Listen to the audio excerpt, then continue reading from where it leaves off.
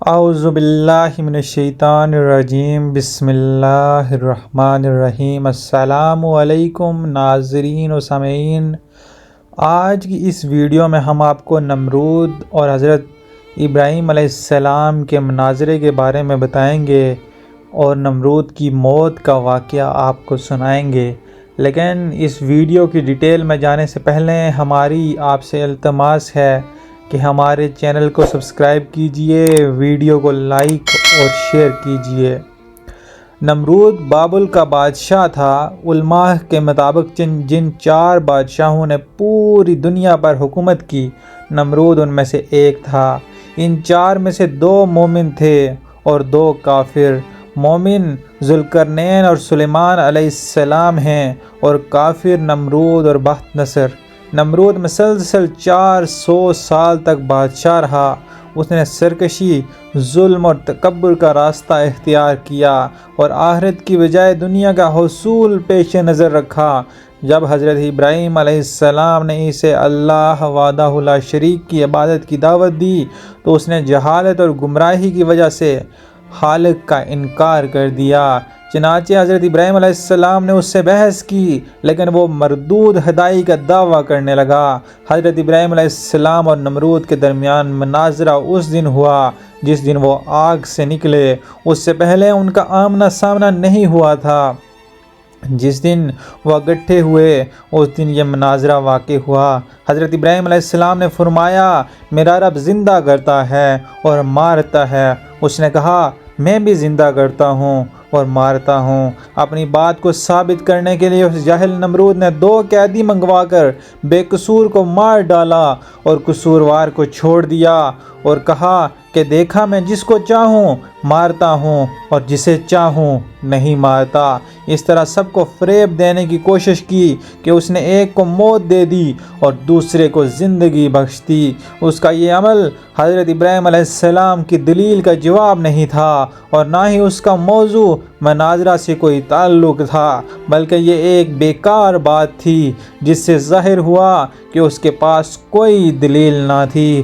حضرت ابراہیم علیہ السلام نے جو دلیل پیش فرمائی تھی وہ یہ تھی کہ جانداروں کا زندہ کرنا اور عام مشاہدے کی چیز ہے، کیونکہ یہ واقعات خود بخود پیش نہیں آ سکتے، لہٰذا ضرور کوئی ایسی ذات موجود ہے جس کی معیشت کے بغیر ان اشیاء کا وجود میں آنا محال ہے۔ لازمی ہے کہ ان واقعات کا کوئی فاعل ہو جس نے انہیں پیدا کیا، انہیں اپنے نظام کا پابند کیا جو ستاروں، ہواؤں، بادلوں کو ایک جگہ سے دوسری جگہ لے جاتا ہے اور بارش برساتا ہے، ان جانداروں کو پیدا کرتا ہے جو ہمیں نظر آتے ہیں اور پھر ان کو موت سے ہمکنار کرتا ہے۔ اسی دلیل پر حضرت ابراہیم علیہ السلام نے فرمایا کہ میرا پروردگار تو وہ ہے جو پیدا کرتا ہے اور مارتا ہے، لیکن اس جاہل بادشاہ نے جو کہا میں بھی زندہ کر سکتا ہوں اور مار سکتا ہوں، اگر اس کا مطلب یہ ہے کہ یہ نظر آنے والے کام اس کے کنٹرول میں ہیں تو یہ سراسر ضد اور ہٹ درمی کا اظہار ہے، اور اگر اس سے مراد قیدیوں کا واقعہ ہے تو اس کا حضرت ابراہیم علیہ السلام کی پیش کردہ دلیل سے کوئی تعلق ہی نہیں، پس وہ دلیل کے مقابل دلیل پیش نہ کر سکا۔ چونکہ بحث میں نمرود کی شکست کا یہ پہلو ایسا ہے جو کہ حاضرین یا دوسرے لوگوں میں سے بہت سے افراد کی سمجھ میں آنے والا نہیں تھا، اس لیے حضرت ابراہیم علیہ السلام نے ایک اور دلیل پیش کی اور اسے سب کے سامنے لاجواب ہونا پڑا۔ ارشاد باری تعالیٰ ہے، ابراہیم نے کہا کہ اللہ تو وہ ہے جو سورج کو مشرق سے نکالتا ہے، لہٰذا تو اسے مغرب سے نکال، یعنی یہ سورج روزانہ مشرق سے نکلتا ہے جسے اس کو پیدا کرنے والے اور جلانے والے نے مقرر کیا ہے۔ اگر تو ہی زندگی اور موت کا مالک ہے جیسا کہ تیرا دعویٰ ہے تو زندہ کرتا ہے اور موت دیتا ہے تو اس کو مغرب سے لیا، کیونکہ جس کے ہاتھ میں زندگی اور موت کا اختیار ہو وہ جو چاہے اسے کر سکتا ہے اور اسے نہ منع کیا جا سکتا ہے اور نہ مغلوب کیا جا سکتا ہے، بلکہ وہ ہر چیز پر غالب ہوتا ہے اور ہر چیز اس کے حکم کی پابند ہوتی ہے۔ اگر تیرا دعویٰ سچا ہے تو تو یہ کام کر، ورنہ ثابت ہو جائے گا کہ تیرا دعویٰ غلط ہے اور یہی حقیقت ہے، اور ہر شخص جانتا ہے کہ تو یہ کام نہیں کر سکتا، تو اس قدر عاجز ہے کہ ایک مچھر بھی پیدا نہیں کر سکتا۔ اس طرح حضرت ابراہیم علیہ السلام نے اس کا جاہل اور عاجز ہونا واضح فرما دیا، لہٰذا اس کے پاس کہنے کو کچھ نہیں تھا اور اس کا منہ بند ہو گیا۔ اس لیے اللہ رب العزت فرماتا ہے، یہ سن کر کافر ششدر رہ گیا اور اللہ بے انصافوں کو ہدایت نہیں دیتا۔ نمرود نے اشیاء خوردنی کا انتظام اپنے ہاتھ میں لے رکھا تھا، لوگ غلہ لینے کے لیے اس کے پاس آتے، حضرت ابراہیم علیہ السلام بھی دوسروں کے ساتھ غلہ لینے کے لیے گئے۔ اس نے حضرت ابراہیم علیہ السلام کو غلہ دینے سے انکار کر دیا۔ آپ خالی ہاتھ لوٹے اور گھر کے قریب پہنچے تو دونوں بورے مٹی سے بھر لیے اور سوچا کہ جب میں گھر پہنچوں تو گھر والے مطمئن ہو جائیں گے۔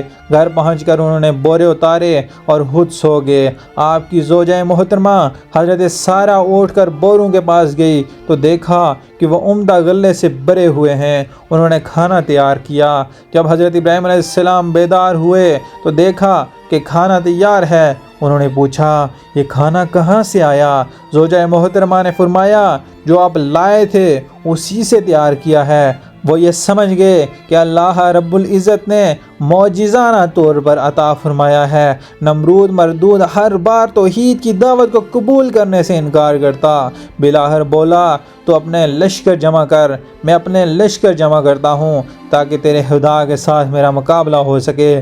حضرت ابراہیم علیہ السلام نے فرمایا، اے مردود تو اپنا لشکر جمع کر، میرا خدا کن فیکون ہے، وہ خود جمع کر دے گا۔ تب وہ مردود مشرق و مغرب کی فوج کو جمع کرنے میں لگ گیا۔ حضرت ابراہیم علیہ السلام نے آخری بار بھی اس کو ہدایت کی اور دعوت دی، لیکن اس مردود نے کہا کہ مجھے تیرے خدا کی کوئی حاجت نہیں۔ اس وقت حضرت ابراہیم علیہ السلام نے دعا مانگی کہ اے مالک، یہ ملعون نافرمان تیرے ساتھ مقابلہ کرنا چاہتا ہے، اس کو ہلاک کر دے۔ تیری مخلوق میں مچھر ادنا اور ضعیف ہے اور کئی جانوروں کی خوراک بنتا ہے۔ میں تیری رحمت سے اس مچھر کو مانگتا ہوں کہ وہ اس مردود کا خاتمہ کرے۔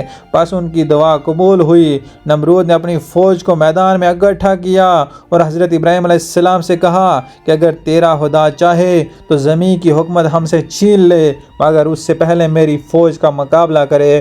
حضرت ابراہیم علیہ السلام نے اس سے کہا کہ مردود دیکھ، میرے خدا کی فوج آ گئی۔ نمرود نے دیکھا کہ مانند ابر سیاہ ہوا پر کچھ چلا آتا ہے۔ یہ دیکھ کر لشکر میں ہلچل مچ گئی، مچھروں کا شور پھیل گیا اور اس مردود کا سارا جوش و خروش جاتا رہا۔ اللہ پاک نے اس لشکر پر مچھر مسلط کر دیے، انہوں نے ان کا گوشت اس طرح کھا لیا کہ صرف ہڈیاں باقی رہ گئی۔ ایک مچھر اس پلید نمرود کی ناک میں گھس گیا اور دماغ میں جا کر اس کا مغز کھانے لگا۔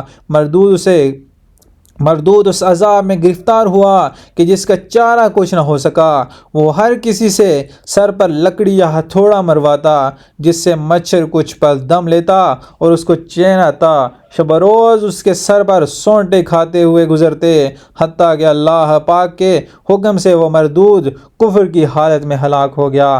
اللہ رب العزت سے دعا ہے کہ یا اللہ ہمیں اپنے عذاب سے بچا، آمین ثم آمین۔